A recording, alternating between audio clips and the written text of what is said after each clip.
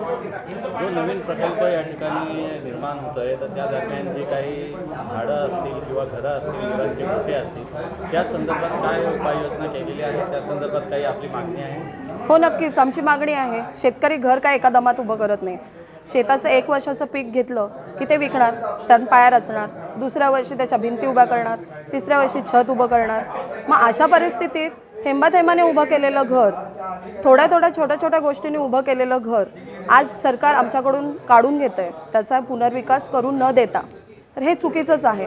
शेततलावांवर काही लोकांचं स्वतःचं घर चालतं, असेही शेतकरी आहेत आमच्याकडे. मग त्यांचं काय? गाई गुरांचे गोठे आहेत, लहान मोठी झाडं आहेत, त्यांचं काय?